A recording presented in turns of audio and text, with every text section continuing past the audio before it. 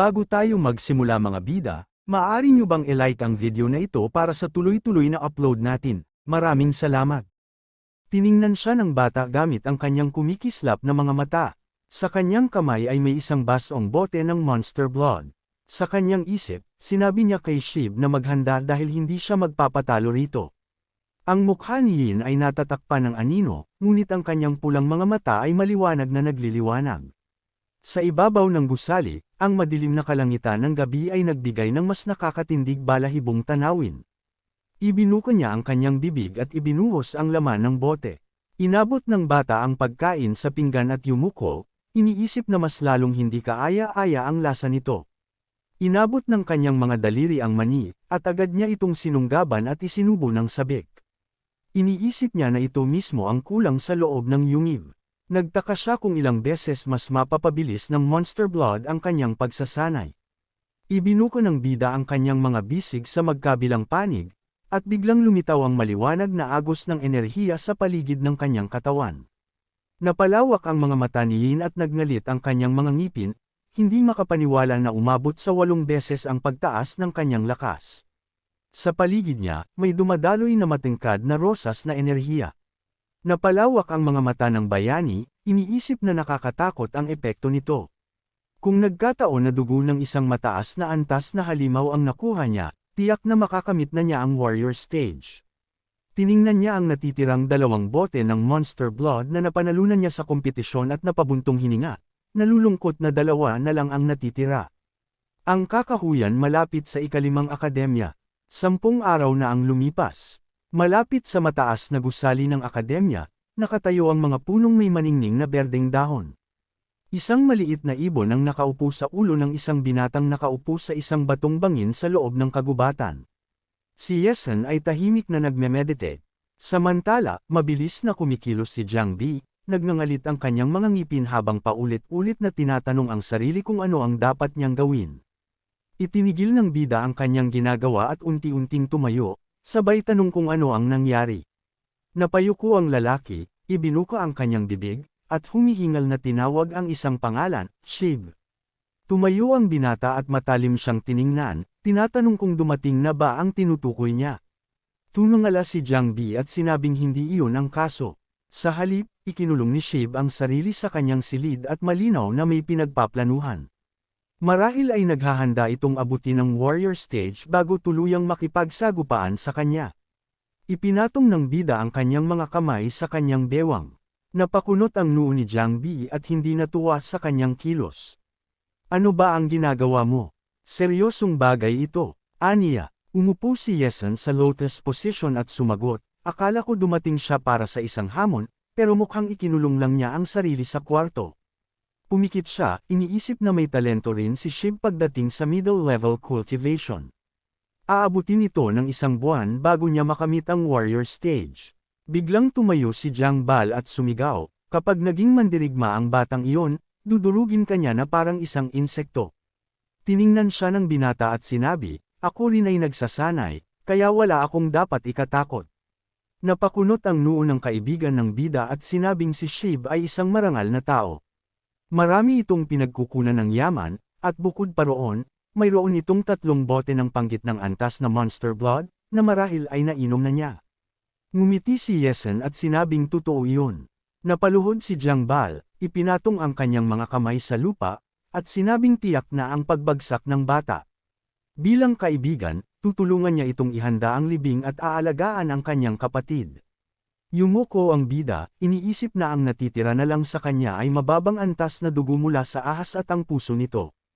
Kapag nagamit na niya ang lahat ng ito, dapat ay maabot niya ang advanced disciple stage. Bagaman isang hakbang na lang ito mula sa antas ng mandirigma, hindi pa rin niya ito maaabot. Napakunot ang kanyang noo, iniisip na sa dami ng talentong kanyang nakamit, kaya na niyang lumabas at labanan ang isang mandirigma. Sa ibabaw ng malawak na ari-arian ng pamilya mo, ang madilim na ulap ay bumabalot sa kalangitan habang ang mga ibon ay lumilipad sa himpapawid. Isang lalaking nakasuot ng itim ang nakatayo sa harap ng pintuan. Unti-unting lumitaw ang mga bitek sa batong pinto hanggang sa ito'y nadurog sa maliliit na piraso. Mula rito, lumabas ang matitingkad na agos ng enerhiya, at sa di kalayuan, lumitaw ang isang figure ng lalaki. Binabati ko po kayo sa pag-abot sa antas ng mandirigma, Panginoon, sabi ng bantay habang nakaluhod sa isang tuhod, nakapatong ang isang kamay sa lupa. Ang mukha ni Shiv ay natatakpan ng anino, ngunit ang kanyang mga mata ay maliwanag na kumikislap. Ang kanyang katawan ay naging mas malakas at mas matipuno. Sa itaas ng bahay ng pamilya mo, isang kawan ng mga ibon ang lumilipad. Isang lalaki ang lumuhad sa isang tuhod at binati ang batang Panginoon sa kanyang tagumpay sa pag-abot sa antas ng mandirigma. Pagkatapos, hiniling niya sa bata ang mahabang buhay. 2 dalaga ang dahan-daw ang nagdamit sa binata. Pumasok ang ama ng bata sa silid, nakita ito, tumango, at saka lumabas. Ibinuko ni Mo ng kanyang mga bisig at nagsalita, nakita kong isa ka ng mandirigma. Hindi na ako nagulat, inaasahan ko ito mula sa aking anak. Napakunot ang kanyang noo, ngunit may bahagyang ngiti. Pinalo niya sa balikat ang kanyang anak at sinabing mahusay ang kanyang ginagawa. Napakunot ang noo ni Shiv at sinabing, huwag kang mag-alala, ama. Hindi ko ipapahiya ang ating pamilya. Tumango si Moon at sinabing wala siyang alinlangan doon. Dagdag pa niya, nais ng kanilang dakilang lolo na personal na gantimpalaan ang bata. Lumuhad ang bata sa isang tuhod at yumuko. Lubos po akong nagpapasalamat sa inyong dalawa sa inyong suporta, aniya. Tumawa ang kanyang ama at inutusan siyang tumayo. Napakunot ang noo ng lalaki at sinabihan ang bantay na pumunta sa kusina upang suriin kung handa na ang lahat. Itinaas niya ang kanyang kamay upang pigilan ito at sinabing siya na mismo ang pupunta roon. Isinuksok ni Mo ang kanyang mga kamay sa likuran at sinabihan ang kanyang anak na huwag kalimutang kumain. Iniutos niyang ihanda ang kanyang mga paboritong pagkain bilang bahagi ng pagdiriwang. Yumuko si Shiv at nagpasalamat sa kanyang ama. Mabilis na lumabas ang mga lalaki. Napakunot ang noo ng bata at tinanong ang kanyang bantay kung may nalaman ito sa ipinasiyasat niya. Ngumiti ang lalaki at sinabing matagal na niyang alam ang lahat. Wala ng mga magulang, nakaraan, o suporta ang bata, na nangangahulugang maaari nilang gawin sa kanya ang anumang gusto nila. Lumakad si Shiv papunta sa labasan, isinuksok ang kanyang mga kamay sa likod, at inusal, sigurado akong may isang makapangyarihang tao sa likod ng batang iyon. Sa ibabaw ng White House ng pamilya mo, makikita ang isang malinaw na asul na kalangitan na may mga puting ulap. Kinusot ni Shiv ang kanyang baba at sinabing, sa kasong iyon, dapat tayong magpadala ng isang tao upang patayin ang batang iyon. Umupo si Shiv sa pulang upuan. Itinaas ng isang lalaki ang kanyang kamay at sinabi, ang pagpatay sa loob ng sona ay isang bagay, ngunit kung papatayin natin siya sa labas nito, kahit gaano kalakas at maimpluwensya ang pamilya mo, maaaring magkaroon tayo ng problema. Inilagay ng lalaki ang isang baso sa ilalim ng umaagos na inumin mula sa bote at nagtanong, sino ang nagsabi sa iyo na kumilos sa ngalan ng pamilya? Ngumisi si Shiv sa isang nakakatakot na paraan at iniutos, hanapin ang mga mamamatay tao mula sa Dark Shadow. Wala nang mag-iimbestiga sa kasong kinasasangkutan nila. Ipinatong ng lalaki ang kanyang kamay sa gilid at sinabing, ang kanilang serbisyo ay nagkakahalaga ng hindi bababa sa 1,000,000. Dahan-daang uminom mula sa kanyang baso si Shiv at nagtanong, sulit ba talagang gumastos ng ganito para lang sa isang bata? Tumingin si Shiv mula sa ilalim ng kanyang mga kilay at sinabing, ang lahat ng mga utusan ay nag-iisip na parang mahihirap na tao, kaya hindi nila ito maiintindihan.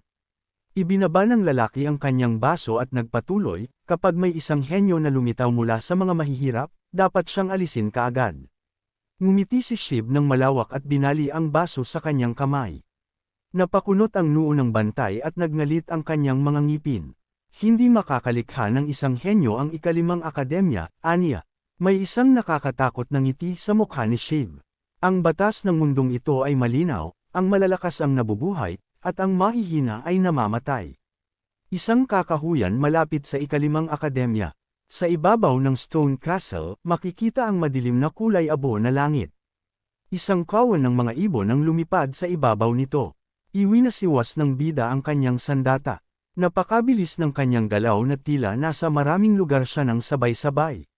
Mula sa kanyang katawan ay lumabas ang matitingkad na kidlat. Itinaas ni Yesen ang kanyang espada sa ibabaw ng kanyang ulo, kumikislap ang kanyang mga mata. Isang matingkad na bakas ang naiwan sa hangin. Hinato ni Yesen ang bato sa kanyang harapan, dinurog ito sa maliliit na piraso, pagkatapos, bumantong hininga siya ng malalim. Tumangala ang bida at inilapat ang kanyang palad sa kanyang noo.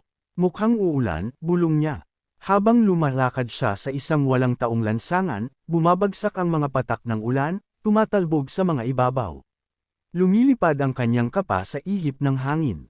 Bigla siyang huminto. Isang maliwanag na pagkislap ang lumitaw sa harap niya. Ibinaling niya ang kanyang tingin dito, bahagyang nakabuka ang kanyang bibig. Isang matingkad na sistemang bintana ang lumitaw. Hindi niya maintindihan kung ano iyon. Sa gitna ng mga patak ng ulan sa madilim na kalangitan, ang liwanag nito ay napakatingkad. Ang status window ay naglalaman ng impormasyon tungkol sa isang taong nagngangalang Likwon. May talento sa cultivation sa antas pundasyon at may mababang antas ng talento sa anino. Mabilis na naglaho ang Windows system, nag-iwan ng isang matingkad na pagkislap. Isang madilim na agos ng enerhiya ang dumiretso patungo sa bida. Napalawak ang kanyang pulang mga mata. Iwinasiwas ni Yesen ang kanyang espada sa harapan niya, hinaharang ang pag-atake ng isang estrangherong lumitaw mula sa dilim. Biglang lumitaw ang matingkad at madilim na kidlat, kumakalat sa lahat ng direksyon. Tumalon pa atras ang lalaki, ibinaba ang kanyang katawan patungo sa lupa, at sumandal gamit ang kanyang kamay. Napakunot ang noo ng bida at tinanong ang lumitaw na lalaki na ipakilala ang sarili. Ang dulo ng espada ay kumikinang ng maliwanag. Ngumiti si Likwon at inihagis ang kanyang ulo pa atras, sabay sabing siya ang kanyang kamatayan.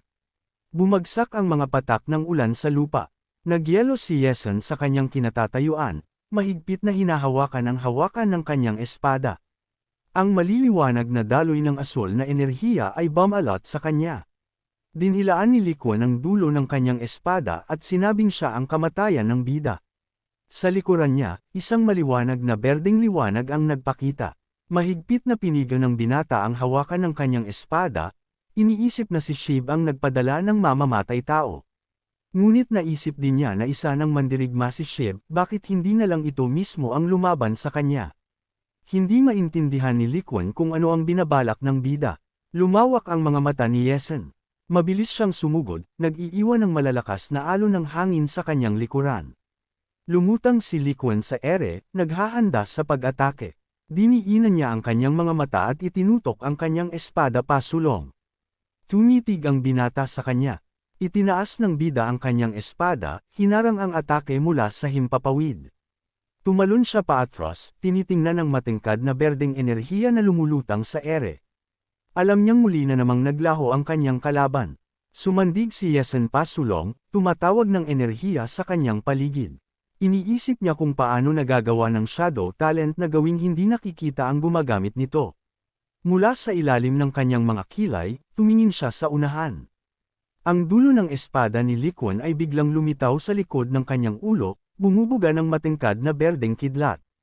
Muli niyang dinilatan ang kanyang mga mata. Palapit ng palapit ang bugzo ng enerhiya.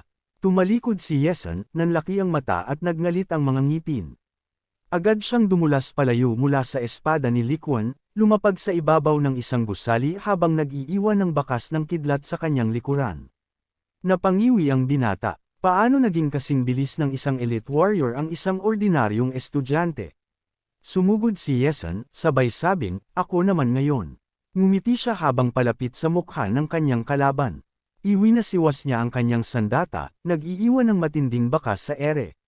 Ngumisi si Likwon. Biglang lumipad ang bida sa isang batong pader mula sa lakas ng hampas.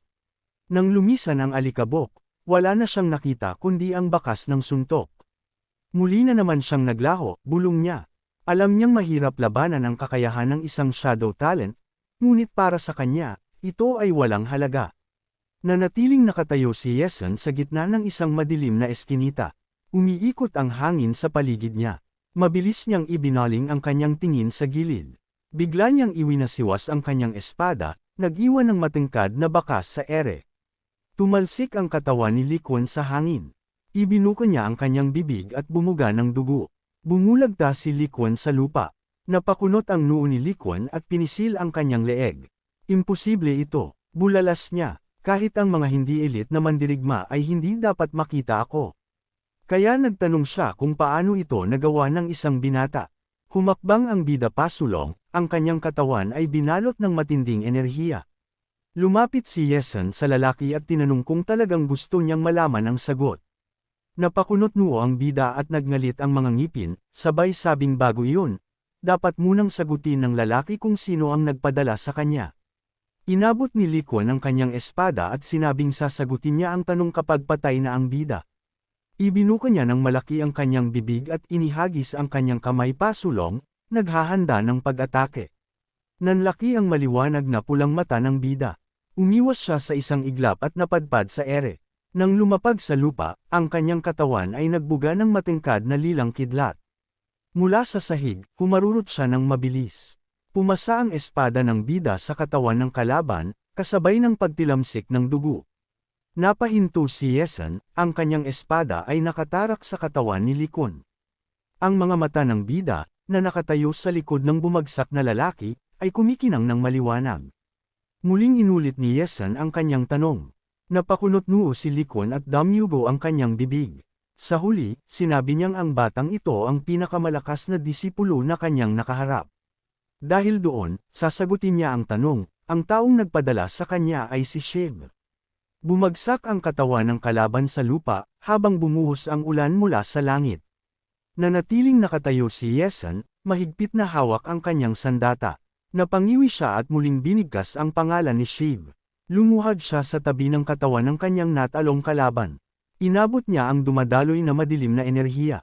Nanlaki ang mga mata ng bida habang matingkad na ilaw ang lumabas sa kanyang katawan. Nagbigay ng abiso ang sistema, matagumpay niyang nakupya ang shadow talent. Dahan-daang tumayo si Yeson, bahagyang nakayuko ang katawan. Isang maitim na usok ang lumitaw sa kanyang tabi. Itinaas niya ang kanyang ulo, ngunit natatakpan ng anino ang kanyang mukha, habang kumikislap ang kanyang mga mata. Sa loob ng system window, lumitaw ang bagong impormasyon tungkol sa kanya. Ang kanyang talento sa pagpapabuti ay nasa antas ng panggitna.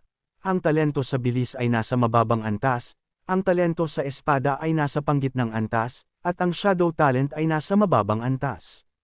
Tumitig si Yeson mula sa ilalim ng kanyang mga kilay at marahang nagsalita. Ang shadow talent mo ay akin na ngayon. Patuloy ang pagbuhos ng ulan sa kabundukan. Muling kumidlat, habang patuloy na damaloy ang dugo mula sa bibig ng kanyang kalaban.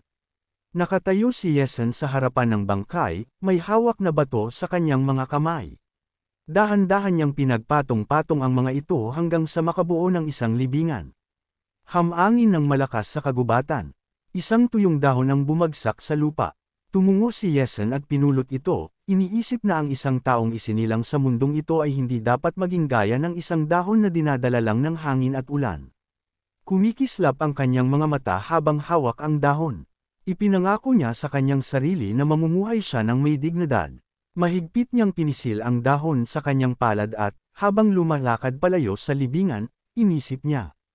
Kailangan kong maging hangin at ulan, hindi isang mahinang dahon na nalalaglag mula sa puno. Sa lungsod, lumalapat ang mga ulap sa kalangitan. Sa loob ng isang paliguan, lumabas ang mainit na singaw mula sa tubig. Ang pangunahing tauhan ay hinugasan ang kanyang buhok habang nakatayo sa ilalim ng malakas na daloy ng tubig. Pagkatapos, isinampay niya ang tuwalya sa kanyang ulo at bumalik sa kwarto. Kinuha ni Yeson ang isang t-shirt mula sa sofa at nagbihis. Naglakad siya ng nakayapak sa sahig na kahoy bago bumagsak sa sofa. Habang nakahiga, naisip ng napukaw na kung gaano kaganhawa sa bahay. Nasa mesa ang mga gamit ni Likon. Kinuha niya ang makinang na punyal at napaisip, ang kanyang sariling sandata ay madaling nasira, ngunit ang talam na ito ay nanatiling buo. Sa mesa rin ay may mga gintong card na nagkakahalaga ng 1,000,000 at mga pilak na card na may halagang 100,000, na may kabuuang 3.2 milyon. Inilagay niya ang mga ito sa kanyang pitaka, determinado siyang magamit ang pera sa pinakamainam na paraan. Sa kanyang mga kamay ay may hawak siyang libro. Tinitigan niya ito at napagtantong isa itong aklat ng pagkamaster sa anino ng espada na may ranggong tanso. Habang binubuksan ito, napangiti si Yen at naisip niyang ito mismo ang kailangan niya upang mapahusay ang kanyang kasanayan sa espada. Papunta sa silid tulugan, nagmadali ang binata upang makapagsimulang magsanay.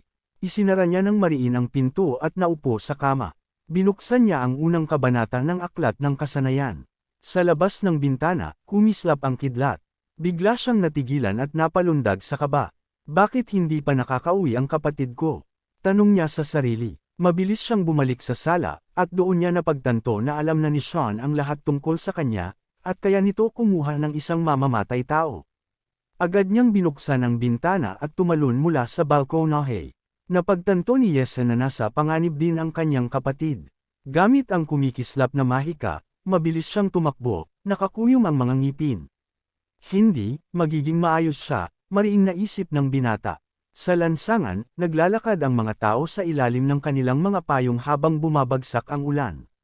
Sa gitna ng kalsada ay nakatayo ang Zin Middle School. Mataas ang lipad ng binata sa himpapawid, pinapalibutan ng kidlat. Lumapag siya sa isang eskinita, naglaho ang pulang enerhiya, at agad siyang lumabas sa lansangan kung saan dumaraan ang mga tao. Lumingon siya sa paligid, hinahanap ang kanyang kapatid. Habang pinagmamasdan ng mga naglalakad na may hawak na payong, naisip niya, isa lang itong ordinaryong paaralan.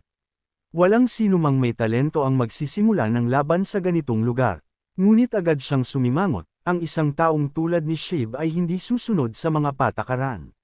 Biglang may tumapat sa kanyang likuran gamit ang isang payong at inutusan siyang huwag gumalaw. Agad siyang bumaling at ginamit ang kanyang mahika. Lumapit siya sa estranghero at mariing sinabi rito na huminto. Biglang tinanggal ni Yeo ang kanyang hood at kumaway sa kanya. Nanlaki ang mga mata ng kanyang kapatid sa gulat. Nakapamiwang, tinanong ng binata kung bakit siya natagalan sa paaralan. Ipinaliwanag ng dalaga na siya ang nakatoka sa paglilinis ng silid-aralan ngayong araw. Binuksan niya ang kanyang payong at tinakpan ang sarili. Pagkatapos ay tinanong niya ang kanyang kapatid, bakit ka lumabas ng walang sapatos, at walang payong? Sinubukan na ipaliwanag ni Yesen ang sarili sa pagsasabing nagmamadali siya. Habang naglalakad sila sa gilid ng kalsada, tinanong siya ng dalagita kung paano niya nagawa ang kanyang pamamaraan. Sa daan, isang itim na kotse na may tinted na bintana ang nakapark.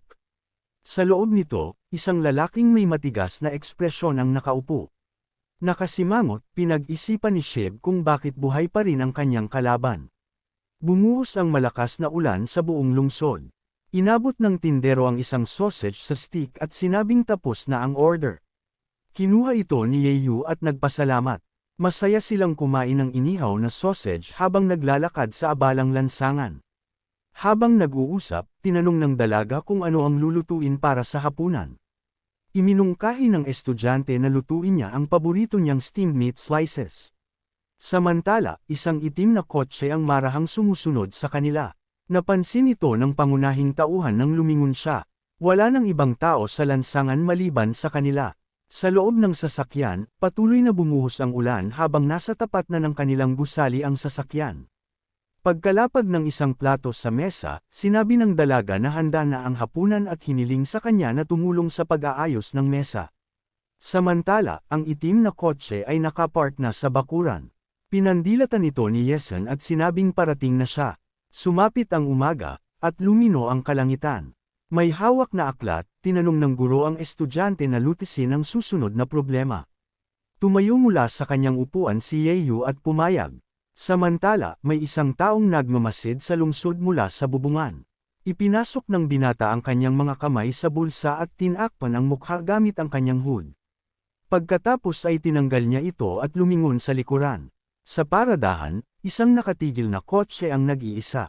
3 araw nang may nagbabantay sa kanila. Nakasimangot, inisip ng binata na talagang lumampas na sa linya ang kanyang mga kalaban. Umaasa siyang hindi nila dadayain ang kanyang kapatid. Bigla niyang napansin na umalis na ang sasakyan. Nanlaki ang kanyang mga mata sa gulat. Wala nang tao sa paradahan. Mabilis siyang tumalon mula sa bubong, pinapalibutan ng mahiwagang enerhiya ang kanyang katawan. Nagpasya siyang sundan ang sasakyan. Nag-iwan siya ng bakas ng kumikislap na enerhiya sa kanyang pagtakbo. Bumagal ang itim na kotse at pumasok sa isang lugar ng konstruksyon. Bumukas ang pinto, at may lumabas na tao. Lumapag si Yesen sa tuktok ng isang construction crane at pinagmasdan ang lugar. Nakilala niya ang estranghero, si Shib. Napakuyom siya ng kamao sa galit. Sa loob ng gusali, pumalaho ang dugo sa sahig. Sinuntok ng gwardya sa panga ang isang lalaki. Nakahandusay ito sa lupa, duguan. Pinalahaw nitong wala talaga siyang pera upang bayaran ang kanyang utang. Nangakong ibabalik ito sa lalong madaling panahon, nagmakaawa siyang palayain siya. Samantala, nakaupo laban sa pader ang pinuno ng mga bandido. Malamig nitong sinabi na ang utang ay madodoble araw-araw dahil hindi ganoon kadali ang umutang sa kanya. Sa silid, lumaganap ang isang nakakatakot na aura. Nakaluhod ang lalaking may utang, paulit-ulit na sinasabing wala siyang pera. Idinaing niya na masyadong mataas ang interes at kailangan niyang alagaan ang kanyang mga anak at matatandang magulang. Dumating ang estranghero at sinabi sa kanyang amo na nakabalik na siya. Tahimik na nagmamasid si Yesen gamit ang kanyang shadow magic. Nagtanong si Sheib, may balita ba mula sa shadow assassin?